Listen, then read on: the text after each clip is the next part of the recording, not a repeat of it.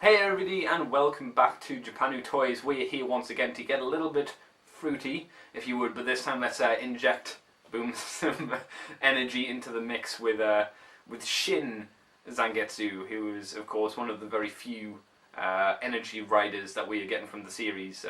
We're getting him and Duke, and then the other two are going to be premium web exclusive figures, and oddly enough more expensive than web exclusive figure arts, which is pretty depressing if you ask me. But hey, there you go, what can you do? Let's get on and have a look at Shin Zangetsu and compare him to normal Zangetsu and just see what the differences are, shall we? Let's do that now.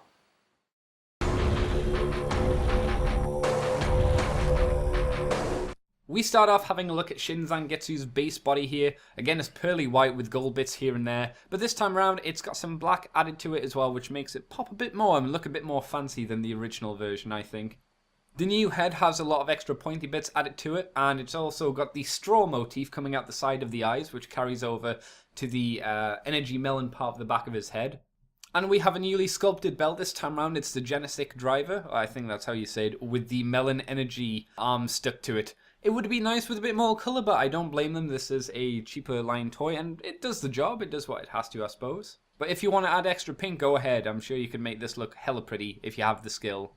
And sticking him next to Zangetsu, you can certainly see the similarities, and he definitely feels like an upgraded form. Now, articulation-wise, there's surprisingly not a huge of differences between these two, so let's get rid of Zangetsu. The arms move in and out, and you know, they bend and they twist, and they do all this nonsense that you would expect it to. But the head here, just because of how it's made, it's real creaky. You hear? It's kind of scary just turning this head. He's fine wobbling it. There's no issues there, it's just turning it. You're like, oh god, what is that? That sounds terrifying. I don't like that at all. I'm probably not going to cover articulation over these guys much more, just on the basis that, the base bodies all pretty much have the same kind of articulation as far as I'm aware. We'll also have a quick comparison shot of the Melon Energy and the normal Melon arms, and you can see the differences between these two. It's a bit more gappy, I think, the Energy one, and it's got this lovely bit of orange on. We'll have a better look at it. Like I say, I do like the orange and the texture still here. This whole chest piece is pretty cool to look at, and I like this insignia. And it's cool because it kind of resembles the shield, as I'll pull it on the screen here. There you go, see? It's kind of Zangetsu's symbol, his little calling sign, I suppose, which is kind of neat. It's also worth mentioning these headpieces, because I will say that the original Zangetsu's is better, on the basis that there's more detail in here, and it looks a bit nicer, at least from the front, while this is just flat orange. And the orange is cool, but I did like the detail more. It does have a bit of sheen to it as well. But I do like the straw motif with this extra bit of grey around the back here. That's kind of nice at the very least. Now when adding the Melon Energy, it doesn't go on smoothly, so you got to fiddle with it until it just plops on. Then it's a simple process of unfolding everything after it's all been clipped in, which you would expect. But the nice part is how the shoulder works. You flip over the pad and it all kind of compresses down together and makes a really cool little shoulder pad. So yeah, it's a cool little sequence to get him into this energy form. Now all armoured up, Shin Zangetsu looks pretty good, I would say. I like the asymmetrical shoulder, I like the bits of orange here and there. I think the chest looks really good altogether, and the nice orangey eyes make him look really sinister. Overall, he's just an impressive looking dude, I would say. But of course around the back it's a little boring, it's got the junk just hanging off there, so it's one of those things with this line, so it's not a huge issue in my eyes.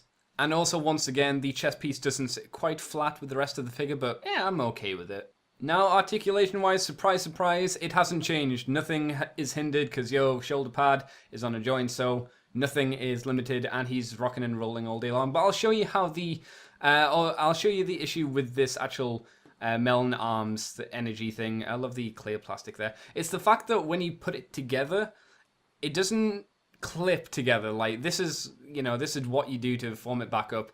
It's got a peg here and a little port in the top, so this orange part just kind of sits in the top here rather than like clicking together in a nice solid fashion, so you've just got to finagle it around, which it doesn't feel quite as tight as the normal Melon arms. I will give it credit to the back piece is maybe a little bit better because it covers up quite a bit, even though it's not quite flush here. I guess it works a little bit better. And then obviously you just flip the front part up, and this has the only peg here, so you'd flip it up and peg it into place, and there it is. It's all done. It's just not... I don't feel as good about it as I did the other arms that I've played with at the moment. But hey, there you go. Let's put his head back in, and there we go. Yeah, it's my biggest complaint about this figure, I think. Now Shin Zangetsu rocks the Sonic Arrow, which is this bladey kind of bow thing. Well, it's more of a bow, but substitutes as a blade as well as I focus in. There we go. It's actually pretty cool, and it's got a nice feature to it. It's got all the details you'd want, and it actually pulls back, which I love. It's stupid, but I really dig it. It's actually quite nice how it works. It clips in place, and these parts bend, so you can pretend you're pulling it back, going 3, 2, 1, pew. It's a nice little feature. I do appreciate that. I've had other archery figures that are kind of poop, and I think it's actually a bit better than the sword. So, also this part here theoretically allows you to peg it into the back. I'm not sure exactly where you peg it. It's not really at the top. It's not really at the bottom. I mean, it's probably here, and it's a lot of friction. I don't feel good putting it in. It feels like plastic's just kind of mushing out the way rather than it actually pegging in. So I might be doing it wrong, but that's just how I'm feeling with it.